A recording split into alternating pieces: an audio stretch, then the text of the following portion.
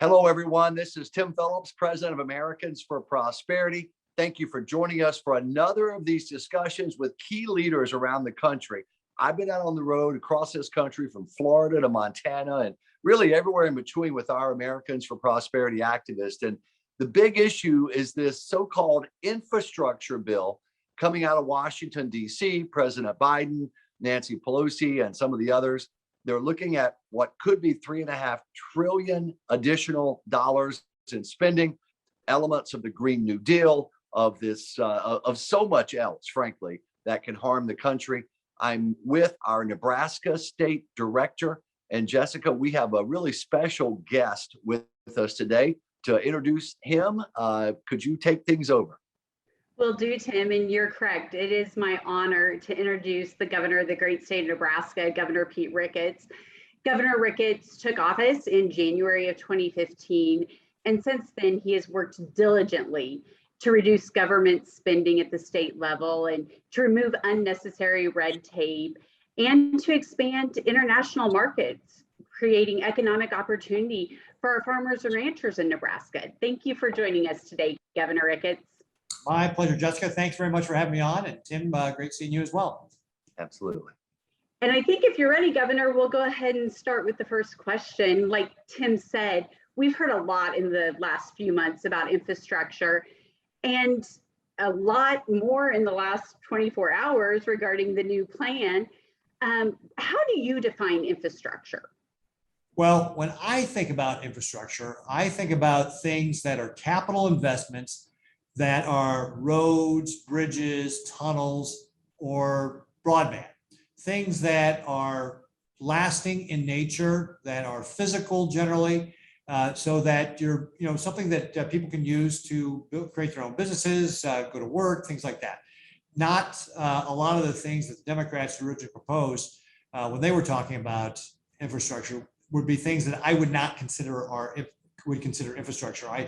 Being here in the heartland, we're talking about things that are very tangible when we think about infrastructure. Yeah. Governor Ricketts, I know earlier this year on a party line vote, the administration pushed through $1.9 trillion in new spending.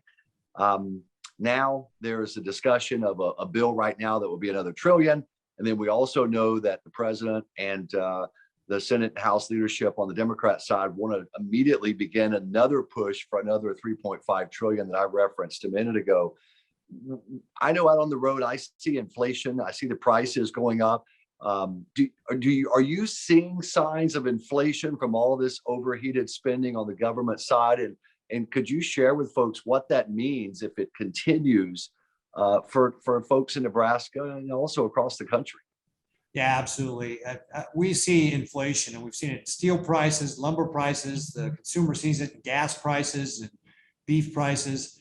And it's something that is becoming more and more evident. And, you just go look at the statistics and see how the Fed has consistently been wrong with the projections of how much inflation was going to be. Every time they meet, they have to do their prediction because it's wrong. They're always predicting it much lower, and they're frankly burying their head in the sand with regard to this inflation and saying it's going to be transitory, because we have literally printed trillions of dollars to be able to afford these packages that they're talking about. And, this is not a new thing. If you have all this money that is now essentially being printed and put in circulation, that devalues it and means that you have to use more of those dollars to buy the things we need, like gas, like food. And so it's going to be your working American family that is going to see this the most and feel it in the pocketbook as they have to pay more to get to work or go on that family vacation or buy those groceries. And that's what I think is so troubling about this continued desire by Congress to keep spending and spending and spending. And let's just use this infrastructure bill as an example. Here in Nebraska, we really look to pay as we go. We are the least indebted state in the nation, whereas Delaware, the president's home state, is like the 6th greatest debt in the nation. And yet our transportation system ranks much better than theirs. We rank very highly in a number of different categories that you want to look at. So it's because, we pay for things as we go. We believe don't spend money we don't have. And yet, even with that philosophy of not borrowing money and being the least indebted state, we have a solid roads infrastructure here in our state. And even with keeping, for example, our budget this next 2-year biennium will only grow at 2.4%. And yet we're going to be able to invest in broadband infrastructure to bring on another 30,000 households up to 100 megabit upload and 100 megabit download speeds by just making sure we're being good stewards of the taxpayer dollar. So to me, it seems like the federal government should take a look at states like Nebraska that are doing a good job managing our budget, keeping our spending down, but continue to invest in infrastructure and do things that allow us to be able to grow our state without putting ourselves in debt. And frankly, again, this is what the federal government's doing. And that's part of what's contributing to this inflation is this continued spending and therefore printing money to do the spending. Governor Ricketts, what do you see the proper role of state government versus the federal government on the facilitation of infrastructure projects? Yeah, I think this is an important place for the government, the federal government, to understand that their job is to trust the states because not every state is going to be the same, right? Let's just take Nebraska. We've got a land area that's 20% greater than all of New England combined. And yet we've got a fraction of their population. So we don't, for example, have a lot of people who are living in high rises or using public transportation. So being a lot dense geographically, our needs are different than the New England states. And so that's why the federal government should recognize that all states are different. Frankly, our founders knew that when they created our form of republic, right? They knew that the states would be closer to the people and therefore would be able to do a better job of governing. In fact, if you look in the history of this country, most of the spending was done at the state level up until World War II. And then it flipped around, and ever since then, the federal government is doing more of the spending. So, and frankly, it also kind of goes back to implementing the income tax back in 1913, was when that trend really started happening, where the federal government started to spend more money. So, but really World War II is where it flipped around. But states, frankly, are going to do a better job. And we can use another example of how states are different with this pandemic, right? The way emergencies in this country are managed is that it's federal or locally executed, state managed, federally supported. And that's for a reason, because the states are going to do things differently depending on what state you're in. The needs of New York are going to be different from the needs of Nebraska. So when it comes to transportation infrastructure, the federal government should recognize that the states are going to have a better idea of what each state's individual needs are and really allocate the dollars based upon that. Let the states make the decisions on how to do this. And states like Nebraska, we're going to do a better job of being good stewards of those dollars and making sure that they're being deployed in a way that is going to be for the greatest benefit.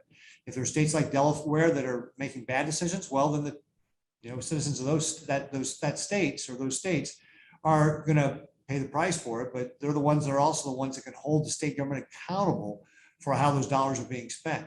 So I think that this pandemic is really a great example for the federal government to say, hey, if we're going to do an infrastructure bill, we really should give states deference on how this money is going to be spent, because they're going to do a better job with it. We'll let the federal government support us, and they can support us by kind of getting out of the way, cutting regulatory red tape, some of the things that we run into. But that's how we're going to do a better job here in the state, because we're going to be able to know where the dollars should be spent. We're also going to be innovative, whereas the federal government has a harder time doing that. So, and frankly, each state will be rewarded on this level of effort. So I think there's a lot of reasons why our founders had it right, nearly 250 years ago, to allow the states to be able to manage their own affairs and really try and limit how much the federal government was doing. Ladies and gentlemen watching, I know, like us, you're concerned about all this big spending coming out of Washington, D.C., a lot of the mandates and regulation and red tape. If you want to make your voice heard to your two senators especially, just click that I volunteer link right here on the thread, I volunteer link. It'll help you within about a minute and a half be able to make your voice heard to your two senators. The House is important as well. Your message and your voice will go to your House member as well. And some of you watching, you may be thinking, well, my senators, or I know they're going to vote right on this. Let it do it anyway. And here's why. I used to work on Capitol Hill, and they need to know, frankly, that folks back home have their back when they're doing the wrong thing. And likewise, you may be thinking, well, my member, they're never going to vote right. They always seem to vote wrong. It's still important for them to know, hey, folks back home, they're paying attention, they're calling and emailing me. And I can tell you, even when a member of Congress who doesn't agree with us on these issues, if they're hearing a lot of calls, a lot of emails from folks back home, it does make them think twice on this. So I would urge you to do that. Just click that I volunteer link. Governor Ricketts, you said something I wanted to come back to if we could. You mentioned, the federal government needs to listen to states. We have federalism, straight from the founding of this republic.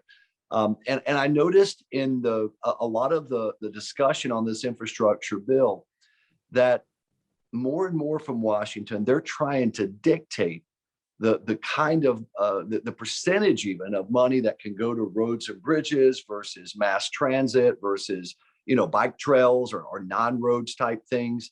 Are you seeing more of that, and how does that concern you, thinking that perhaps in the future with some of these transportation dollars, your needs in Nebraska could be held hostage to these percentage formulas that come from Washington? Talk about that a little, if you would.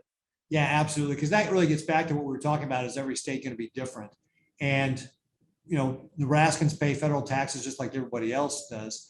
And when you start dictating percentage on things like mass transit, understanding that only a small relative percentage of Americans use mass transit in those high concentration population areas, though, but relative to our overall population, it's relatively small, the number of people are using that. Amtrak is a great example of that, of how Nebraskans don't use Amtrak that much. It's used more on, for example, in the East Coast. But if you're going to dictate a percentage that's out balanced with the overall needs, that means Nebraska is going to get shorted, right? We're a big state. We do have needs, but they're not in mass transit. They're in areas such as our interstates and highways. And so if you're going to short us on interstates and highways, which are true infrastructure, and put it into things like mass transit in a disproportionate way, that's going to penalize states like Nebraska. And then just on the environmental regulation, that is an ongoing struggle with the federal government. I can tell you, for example, one of the things we've tried to do under the Trump administration is take over some of the NEPA, the National Environmental Policy Act, responsibilities from U.S. Federal Highway, so that we can really consolidate, streamline how fast that process works, so we can make it more efficient. And U.S. Highway has worked with us on that, so we really appreciate that. So we've been able to take over a small part of those things. We'd like to be able to broaden that, and that's what we'll continue to work with U.S. Highway. But that's just an example of how we can be innovative and try and streamline the process here. But the feds are always looking to add more regulation on, and those NEPA reviews are very onerous. I'll give you another example. We were trying to add on a lane of highway to a 2-lane highway, actually make it a 4-lane highway. It's not changing routes or anything like that. And the U.S. Army Corps of Engineers demanded a full-blown environmental impact study as opposed to just an environmental assessment. And that delayed that project by a year or more. And again, there's no new ground that we're breaking up here. It's along the same path. So it's not like this is a surprise, path that we're cutting this highway through. This is something, this highway has been there for decades, literally. And yet they wanted a full-blown environmental impact statement. That's the kind of thinking that actually delays projects and drives up costs. So again, getting back to, if the federal government gets more involved, it just generally drives up the costs, adds more environmental regulation is one example, but just more red tape, broadly speaking. And when you start doing these percentages, it's going to penalize states like Nebraska, because those dollars are going to be unfairly distributed to the agenda of the Biden administration. And you can just look at their original proposal. I mean, it was all about the Green New Deal and that sort of thing. It was really pushing an agenda, not so much infrastructure. Ricketts, you mentioned the regulatory burden that comes with a lot of these projects and dealing with the federal government. We've all heard about it. In your ideal world, or how would you envision an appropriate amount of regulatory oversight when it comes to infrastructure? Well, I think the thing to do is let the states manage it. I mean, look, nobody cares more about our air, our water, our land than we do here in the States, because we live here. And I tell you, Nebraska is an agricultural state. 97% of our land is privately owned. Our farmers and ranchers were the original conservationists because they wanted to pass along the farm or ranch on to the next generation. We're the most irrigated state in the country. And that means that we use a lot of water, but because of our state system of regulating water that goes back to the 1970s, our Ogallala Aquifer is within 1 foot of where it was in the 1950s. So despite the fact that we're the largest irrigated state in the country, we've taken care of our resources here. And I'll contrast that to states like California, which haven't done that. And so we do a good job here in Nebraska. Give us the responsibility. We're going to be able to do a good job of taking care of our environment because nobody cares more about it than we do. So let us do it. Certainly, if you've got general broad guidelines of what you want to accomplish, we can live within those. But let us be responsible for the execution and monitoring of it. And for example, doing the permitting, because we'll be able to streamline the process, be efficient with it. And ultimately, that's going to allow for us to be more effective when it comes to building roads and bridges and tunnels and broadband and all the other sorts of infrastructure projects that will help us grow our state. Yeah. Governor, when you look at the level of spending coming out of Washington, D.C., we talked a little bit about the inflation and the impact that has in Nebraska, and I'm starting to see it more and more across the country.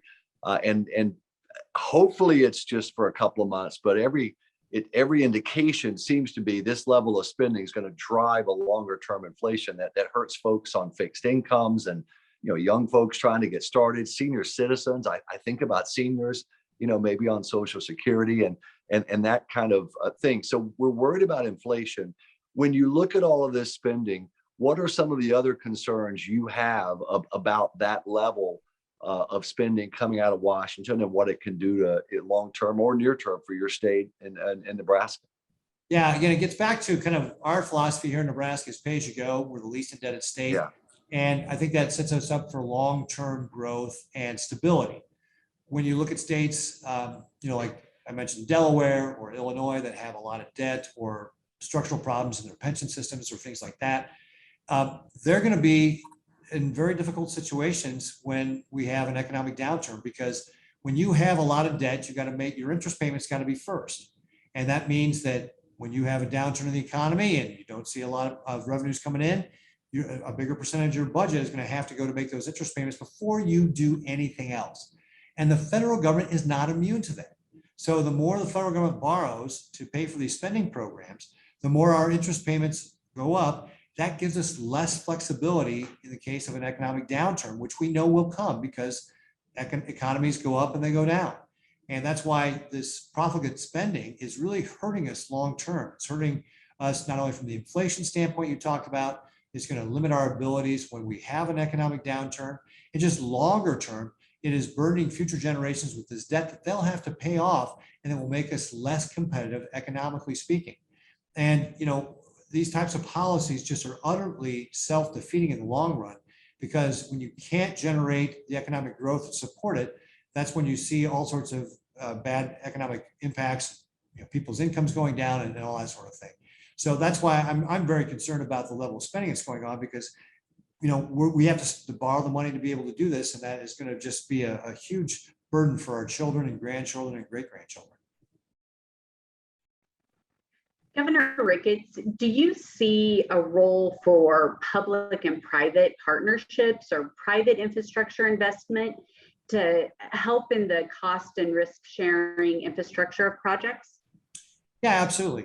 Certainly one of the examples of that is toll roads, where you can do that. Now, like everything else, though, you have to do it properly. Indiana, I think, is an example of how to do it properly. Chicago is an example of how not to do it properly.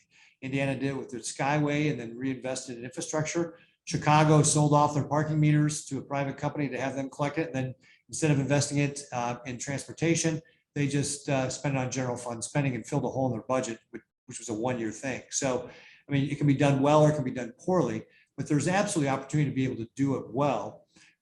Here in Nebraska, we've done it as well with private contractors, working together closely. And I will tell you, we've got a very good working relationship with the contractors that work for the state of Nebraska.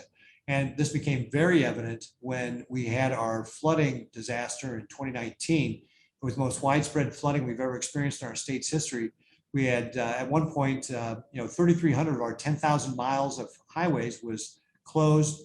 We had about over 200 miles that was damaged, had to be fixed, 27 bridges. And we worked closely with the private sector to be able to prioritize that, to mobilize the resources. And very quickly, we got those roads open with really in record time, we got these bridges back fixed. Of course, those are not fast projects to restore a bridge that it's an over a year-long project to be able to do that. But we were able to work with our contractors to be able to make that happen. And so it can work well, but you've got to have good relationships. But just because you're working with a private company, it means you've got to have more management resources on it. You can't just outsource that. So it's got to be done well, and you've got to have measurements in place to be able to do it. But absolutely, those things can be done well. We've got examples of that, but they can also be done poorly, which means you have to have good oversight.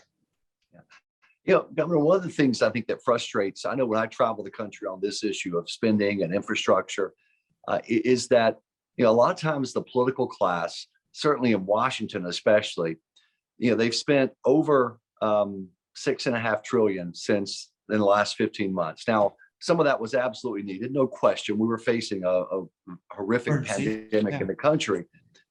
At the same time, a lot of folks will say, well, gosh, one of the core functions of government is roads and bridges. And we agree with that.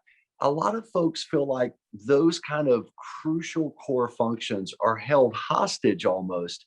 They'll do a lot of other extraneous spending on pet programs or cronyism and, things like that, more ideological type stuff. And certainly in this case with the left on the Green New Deal or related items like that, some of Senator Sanders' single payer healthcare, I know a lot of that they're trying to push into this infrastructure bill.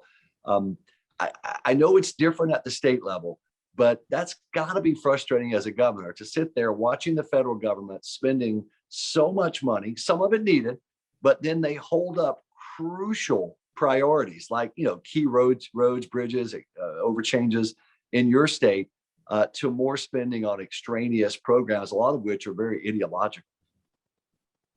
Yeah, absolutely. And I'll just use the example under the Trump administration, we had the CARES Act money, which we used quite effectively during the pandemic. And then the Biden administration followed that with the American Rescue Plan Act. And I will tell you that, we received over $500 million, just the state level. And unlike the CARES Act money, which we put to use right away, we're sitting on that money right now until our legislature reconvenes next January and to go through a regular budget process. But that just demonstrates the emergency need is over, right? The things that we used the CARES Act money last year to stabilize our economy, our small businesses and so forth, that need just isn't here. Right now, Nebraska's got the lowest unemployment rate in the country. We averaged the lowest unemployment rate throughout 2020.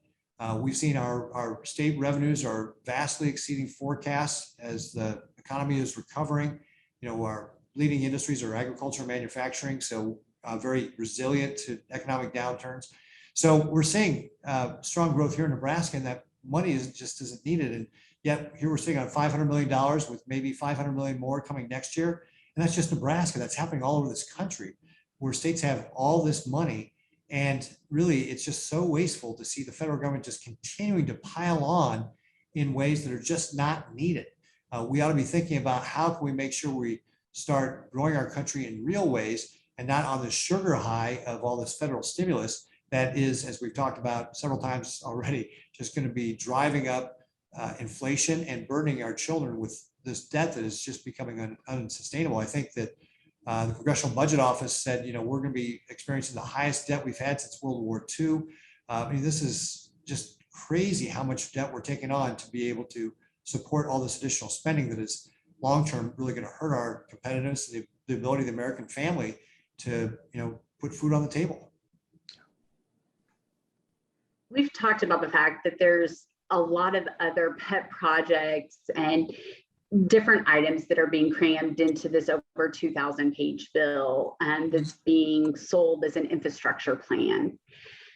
Has President Biden's administration, the Secretary of Transportation, have any of them reached out to yourself or your colleagues, governors in other states, to talk to you guys to find out what your needs really are before they start kind of throwing money at you for different projects? Or what does that conversation look like, Governor? Well, that would be a novel idea and well appreciated. I can assure you from the perspective of governors. I will tell you, it is a night and day difference between this administration and the last.